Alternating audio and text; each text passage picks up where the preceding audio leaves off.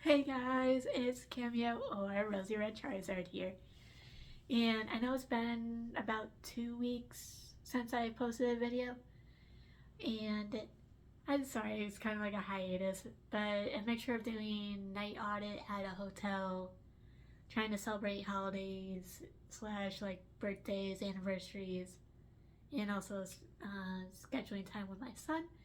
I haven't really been in the most like camera photogenic mood just because I kind of want to make sure I have all my ducks in a row, especially with paying bills.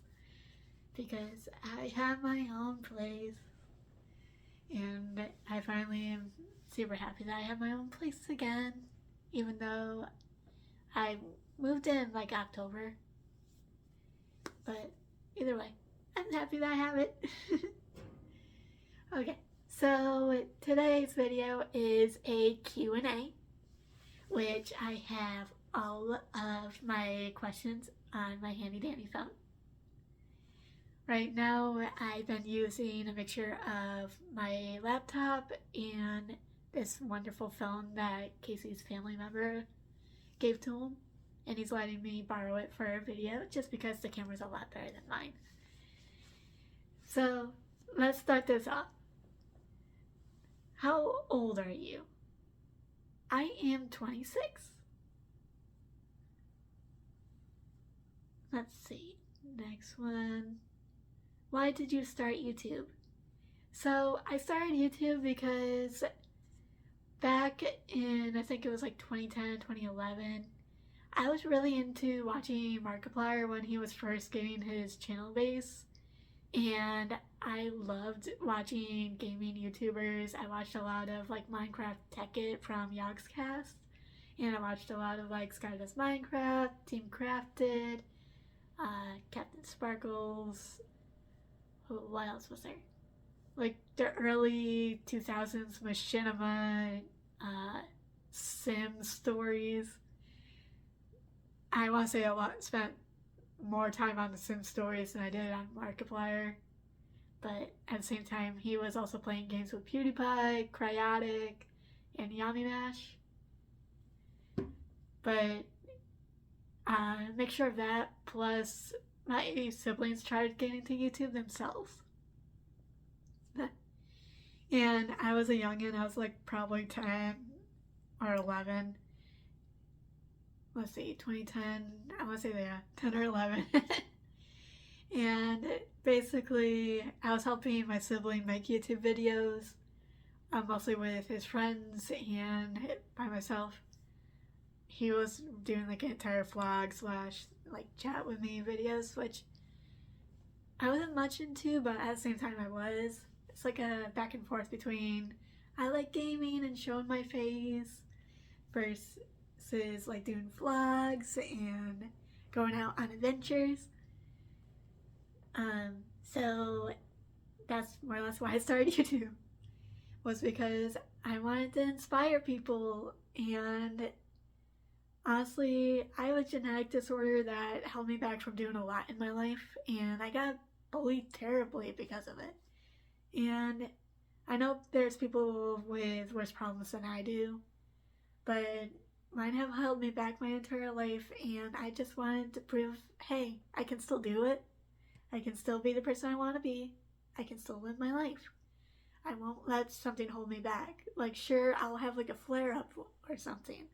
Or maybe I won't post as much for a week because I feel sick. But at the same time, I just want to prove that even with a very bad genetic illness I was born with, I can still try to live my normal life. I get a little sentimental, I'm sorry. Okay, so the next one is, how has my genetic disorder, which is Ehlers-Danlos syndrome, affected my life? Honestly, it has made the biggest impression on my life because it made me realize I can't be like the other kids. I can't be like the other adults. I remember back in like 5th grade where it was a field day. Everyone knows what a field day is, I believe. Where you're just playing outside with everyone. You have certain competitions against other classes. and it was my turn to run and try to grab like a ball and put it in a bucket, and I ended up twisting my knee. And I had everyone in my class screaming at me, being like, "Why did you fall? Hurry up, the other team's winning." And my signs for my condition started showing when I was in third grade. I was like, I want to say maybe 10. No, not 10. 10 was like 5th grade, I want to say. I want to say I was probably like 6, 7 years old, just moved to a new town, so I knew no one. And of course, my genetic disorder started acting up too, so I felt even more alone. But basically, I realized I couldn't run like everyone else. I couldn't enjoy activities like everyone else. I had bad asthma. I had heart problems. My knees kept giving out. And then eventually my back gave out. And every once in a while, I have to wear a straight back brace, which makes me feel weird. It kind of makes me feel embarrassed. But honestly, you shouldn't be embarrassed for needing medical equipment. I've had moments where in my life I've noticed that eventually I'm probably going to end up in a wheelchair because my knees give out so much and the recovery time is getting longer. I want to say this most recent time I had my knee give out was actually a few months ago, I want to say, where I was out and about at,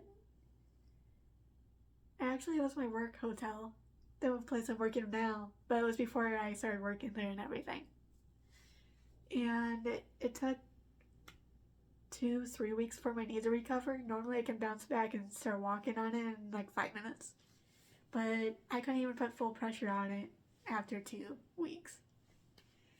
And I also had my knee give out while I was carrying my son around, and that was the biggest devastation to myself because I was afraid. That was actually my #1 fear. So yeah, EDS has been a big thing in my life. I've been bullied. I've gone through depression. Yeah. Okay, changing from the sad stuff. And as a heads up, most of these comments, questions I've gotten are from my Instagram, from DMs, from my Facebook. Let's see. Why do you post a lot of inspirational videos or narcissistic information videos? And the reason why I post a lot of inspirational videos is that I want people to feel like they're not alone in this world. I don't want them to feel like they're trapped in their life, that their hard situation that they are in their life at that current moment is the end of the world. I don't want them to feel that way. I want them to realize life gets better. Sure, life throws you down, you cry, you scrape your knees, you are feeling like the world's ending. And honestly, it's gonna feel like that. But you gotta realize, it's not the end of the world, hon. It's not the end of the world. Life gets so much better. Like, you gotta meet just that one person in your life that will make you feel like you're the only person in their world. And have an amazing support circle. Sure, the support circle may not be your family, but you can make it your found family. Then the narcissistic videos or the information on like Darvo, which I've gotten a couple questions on, is I posted that because I've gone through so much hardship with my own parent and with a few ex-friends and even dealing with one of the people in Casey's life because of it. And I'm tired of dealing with narcissistic people. I want to be able to live my life and feel like I'm not going to constantly be put down for someone else's amusement. Or that they're not going to drag my kid into it. which I am going to be the front line for my own kid. I know that makes some people unhappy, but at the same time, I will not allow my kid to be exposed to that unless they end up running into that scenario themselves when they're an adult.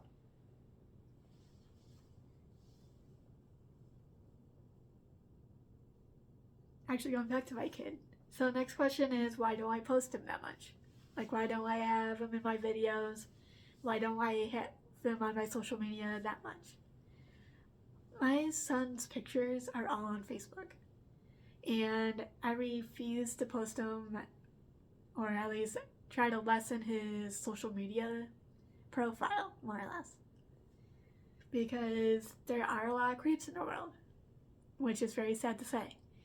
And then also, I feel like my family should be the ones, my family and my personal friends should be the ones to see the pictures of my kids, because they're the ones I want my kid to be surrounded by. Like, I don't want to post them on my YouTube or my TikToks and stuff and have people like start creeping on him because he's a 5-year-old baby. Back to fuck it.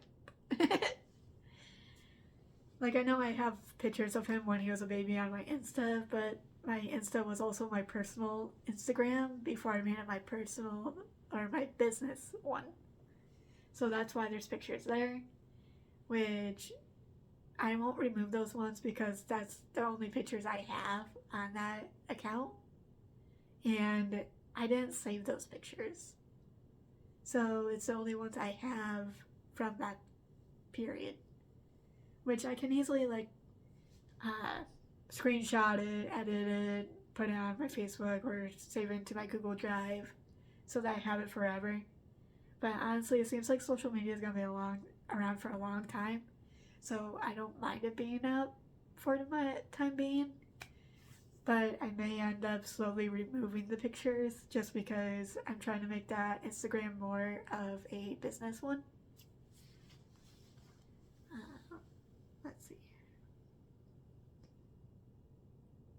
Where do I get most of my thrifted stuff? So I have posted a few videos of my thrifted items, which I usually end up getting from, it's a thing called a clothes closet, which is usually held at like a church, which I do go there every once in a while. I'm not ashamed to say it because I used to live in Frederick, Maryland, and it's on the outskirts of Washington, D.C.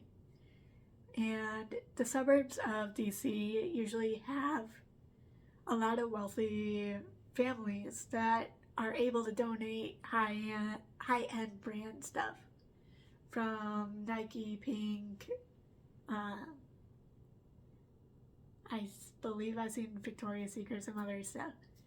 And honestly, on my own dime, I would never be able to afford that or be willing to spend that amount on myself. So if I'm going down there for a random day with my mother-in-law or my fiance or even with one of my family friends, I'm gonna look around, snag what I want, and if it doesn't suit me, I'm gonna give it to a friend that I know could use it, because I prefer things to be thrifted over mass selling production items, because there's already a lot in landfills. And I feel like clothes can be easily upcycled or they can be reused.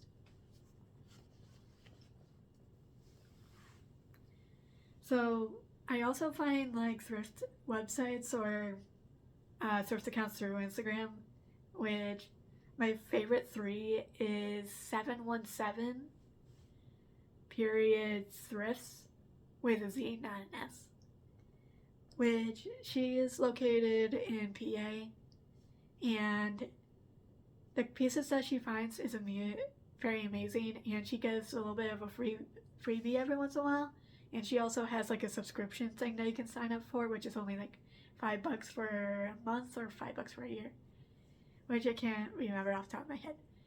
But she is lovely to work with. She gets your items. I believe most of it is also washed before she sends it out. she has sent me a few freebies. Like, she gave me this little wooden placard, and it has an inspirational saying on it. I believe it's down in my basement right now, just because I am still unpacking. I know. So the next one is Emily's Closet, LYH, and it's all one word. She is lovely to work with. I've gotten a few pieces from her. I believe shipping is probably like between 7 to 15, or like 3 to 15, depending where you're located in the States.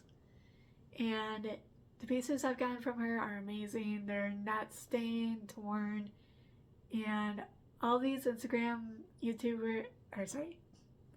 all these Instagram pages I'm talking about, even if it has like a small mark on it, they will tell you about it, or they'll post you a picture about it and just be like, hey, discounted because small stain on the sleeve that you won't ever see. Then the next one, I got 2 amazing tumblers from, which my tumblers, there's one that's pink and one that's blue, and they're like iridescent with the little studs all over them. It kind of looks like a Starbucks dupe. And her thrift Insta is inside-out-thriftss with 2 S's. And sorry, I just got off of work, so my throat's a little but she worked with me really well and got me the items within about a week. I think she sent them out about Mondays, and I got it like Wednesday. So that would make me very happy. The next one is Where Do I Live? So that's kind of personal, so I won't give out the exact town name. But I live in New York State, and I live near the Finger Lakes, which is basically like Seneca, Cayuga, stuff like that. What do you do when you're not making videos? Honestly, I'm working night audit. I make like sometimes TikToks, and I'm either playing video games or hanging out with my son, which Casey and I fight over the Xbox so often because we like playing the same games, but he likes playing one mods, and I don't like mods, so I have to sit there and try to like remove each one each time I want to play. Okay. What is your favorite anime? So, I've been watching anime since I was really little, probably since Jetix, 4Kids, all that stuff. Am I showing my age? I may be showing my age. So, basically, my favorite one is School Live, which is a thriller, I want to say. It's like a psychological horror, I would say. Because it's about girls trapped in, I want to say about middle school, high school girls trapped in a high school while one is having a mental break and thinks everything is fine. And the other 3 know that the world's actually coming to an end. But it's a zombie-based anime, so if you're into zombie animes or psychological thrillers, I would 100% suggest it because it's adorable. But at the same time, I'm like, oh, you're broken. Let's see. What is my favorite food? So, my favorite food, it's actually kind of hard to say because I have my comfort foods because of my autism. Because, like, I have, like, the safety foods, which is usually, like, bagged chicken ramen, the Maruchan ones, or Uncrustables, which is usually, I like the strawberry grape or grape. But right now, my recent comfort is these little Wegmans pretzel pieces. And for actual food-wise, I like country fried chicken, I would say, or sausage and gravy, biscuits and gravy, because it's always one of the ones that is like, I crave it, but I don't want to make it. Okay. What podcast do you listen to? So I only listen to the Critical Role podcast. I am currently on episode like 230, 230 something on their campaign too. Just because I do love, I love their voice actors. Like, of course, they're all voice actors, but I grew up with each one. So, like, Last of Us is Ashley. Then you have Matt Mercer, which is Levi, plus also, like, Leon Kennedy. Then you have Travis, which he voiced the cartoon Thor from, I believe, what was it? Yeah, the cartoon Thor from my childhood. Then Laura Bailey also plays a few characters from games I love. And it's just kind of like, oh my god, all my favorite characters are in one place. So just seeing them be nerdy makes me so happy. And I want to say some of them are actually the biggest reasons why I'm a massive nerd. Not including that my family's full of nerds, but just knowing that they kind of built my childhood. Are you going to any events? So I'm going to ToriCon again, and hopefully the group I'm going with would like to do a video on maybe like one tip each. I want to say we're going like with 10 people, maybe more. So I'll ask each one during the con, being like, what tip do you have for a first time con goer? And see what they say. Because I'm bringing Casey and his best friend to ToriCon, which is held in Rochester, New York. And that's held March 22nd to the 24th. Well, game badge is on the 22nd, but it's the 23rd and 24th. And I'm going to ask for their opinion on how their first con ever went. Because right now they're panicking and trying to find what to buy. Or what to wear for the con.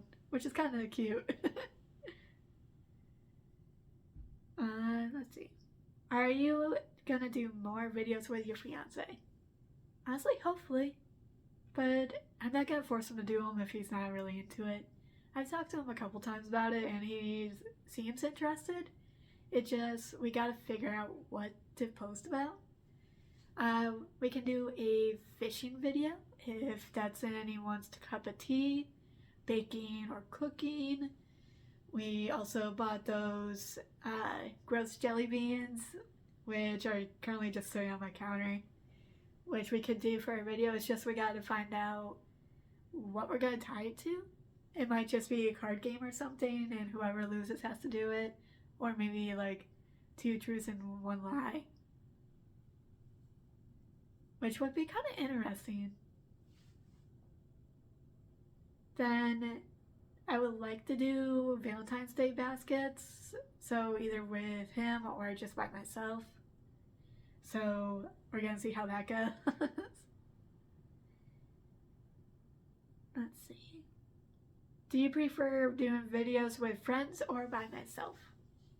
Honestly, I prefer to do them with friends because their raw reactions to everything is so amazing. And I like doing videos by myself, being like the get readies with me, or hey, look at what I found during my thrifts. But honestly, from that, I honestly am clueless on what to post. Like, I can do a videos idea, I can do a Valentine's Day idea, what my plans are for the year type thing. But honestly, I like doing challenges with friends and with my loved ones. Like, when my best friend did my makeup, that's probably the first thing, first ever video we did together, but also the first nerdy thing that we ever really have done, other than playing video games together. Because finding out she's getting into makeup is kind of interesting. Because neither of us were really makeup girlies, so seeing her reach out for girly side, I'm very proud of her. And then Of course, I still don't wear makeup. I'm not much of a makeup person, other than maybe mascara for like events. But other than that, just her giggling at whatever the heck she was doing to my face was probably the best thing ever. Like, I used to be the shy kid. I would probably cry when people were doing the makeup on my face during sleepovers because I couldn't regulate my emotions well. Because I felt like I was being made fun of more than I was being part of the group. That's how it felt to me. But yeah, I would prefer to do videos with other people. But if you guys like the one-on-ones more, just let me know. Let's see. I talk about gaming and doing gaming videos. What is my favorite game? So I have 3 favorite games because they're like my comfort ones. So I'm gonna say it's the Dragon Age series, the Mass Effect series, which even though Mass Effect had like a kind of bad end with Mass Effect 3, the DLCs and everything for that game made it up to me. And then I love Bioshock. I'm not much of a fan of Infinite, but overall the storytelling and the lore of the game makes me so happy. I know it dates myself to like, oh, early Xbox, blah, blah, blah. But honestly, if you're a new gamer, I 100% suggest playing Bioshock, especially if you like story building. Because learning from the Little Sisters, which the Little Sister outfit was my first ever cosplay. Then learning about Andrew Ryan and also the main character being Jack. And also Johnny Topside and all that stuff. But learning how each character is individually tied together and then figuring out why the Civil War happened in Bioshock or in Rapture was probably the most interesting thing to me. And I still post content every once in a while about Bioshock and Fable and every once in a while Halo and all this other stuff. And I'm down to have a nerdy conversation with honestly anyone. I think I sat and had a conversation with his user handle is like Angel something, but we were sitting talking about how Fallout and Mass Effect and all that has good story building, but at the same time it had lackluster for certain parts of it, even though they were like cult classics more or less. Let's see. Okay, so that's all of the questions I got from people that weren't really like, oh, how's your husband's taste? And I'm like, how about no? Because I did get that, and I was kind of disappointed. Be like, can people not be gross? But let's see. I do have a small manga collection. If anyone wants me to do a review, or I do read manga on my phone every once in a while, I can do a review on a manga if anyone wants. Or I can do a gaming review. Then, oh, I did get asked this one from my coworker. My coworker asked what was my favorite show so far, because I've been binge watching a lot of different streaming services from Hulu, HBO, Amazon, all that stuff. And right now I love Vox Machina, which is campaign 1 of Critical Role's campaign. It just got animated a while back, and they posted part 2, so I was watching that.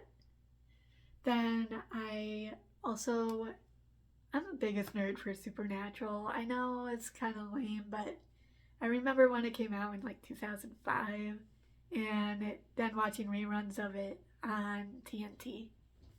I think it still posts on TNT like early in the morning, like 10 o'clock, I think. Which I know 10 isn't that early, but for me it's early. just because my night and day are kind of switched. I should be sleeping right now. But other than that, what else? But I did have a good holiday. I really do hope everyone did have a good Christmas and hopefully have a good Valentine's Day. And honestly, if your Valentine hasn't asked you to be yours yet,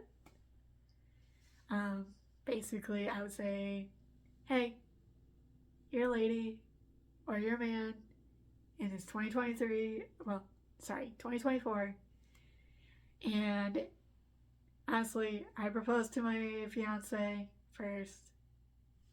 I know it's not the whole relationship type way that should be, but honestly, put your big boy pants on and ask them to be your Valentine. You can do it in a big, special way, or you can do it as simple as one of those like folded love notes that you would pass in class. But other than that, I think I'm going to end this video here. And thank you all for watching and have a wonderful week. Bye!